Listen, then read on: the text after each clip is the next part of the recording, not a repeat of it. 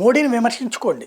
ఆ విమర్శలో ఆయనకి భార్యను వదిలేశాడంటూ సుబ్రహ్మణ్య అట్లాంటోడు పనికిరాడు లాంటి పిచ్చ పిచ్చ కోతలు కూయడం కానీ ఇట్లాంటివన్నీ ఏమైనా విమర్శించుకోండి.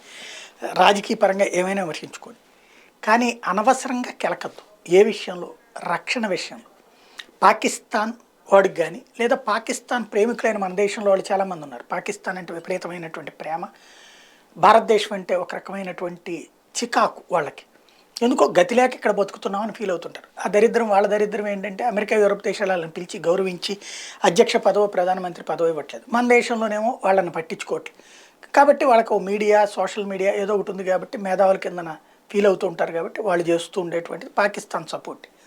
వీళ్ళందరూ ఆ పాకిస్తాన్ని బతిన్లాడుకున్నా సరే భారత్ జోలికి రావద్దని చెప్పండి. ఎందుకంటే ఇప్పుడు తాజాగా ఏదైతే ఉగ్రవాదులు చేసినటువంటి దుష్కృత్యం కారణంగా 4 సైనికులు వీరమరణం చెందితే రాజ్నాథ్ సింగ్ అక్కడికి వెళ్ళారు పరామర్శించడం, అట్లాగే ప్రతీకారం తీర్చుకుంటామని చెప్పడం.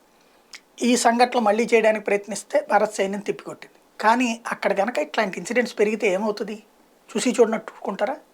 ప్రభుత్వం ఊరుకుంటుందా? చావ చితగ్గొడతారు. మళ్ళీ సర్జికల్ స్ట్రైక్ 1, 2 అయిపోయింది, 3 వస్తుంది.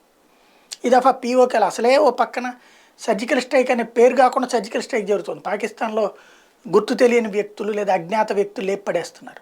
ఎందుకు? మోడీని గెలిగితే ఏకంగా యుద్ధమే అవుతుంది. ఎలక్షన్స్ ముందు మోడీని దెబ్బతీయడం కాదు, ఈ టైంలో ఏ ఉగ్రవాద కార్యకలాపాలకు పాల్పడినా నరేంద్ర మోడీ ఏం చేస్తాడు? చావ చితక్కొట్టమంటాడు. అప్పుడు వీరోచితత్వం అవుతుంది. అప్పుడు సైన్యం చేసిన పొలిటికల్ బెనిఫిట్ ఎవరికి అవుతుంది? మోడీకి అవుతుంది. కాబట్టి బుర్రా బుద్ధి ఉంటే కనుక ఈ టైంలో ఒకవేళ మోడీని దించాలనుకుంటే పాకిస్తాన్ ఈ టైంలో ఏం చేయకూడదు. పాకిస్తాన్ ప్రేమికులైన మన దేశంలో ఉన్నటువంటి ప్రత్యేకవాదులు ఎవరైతే ఉన్నారో వాళ్ళు కూడా వాళ్ళతో చెప్పి బతిలాడుకుంటే పోతుందేమో.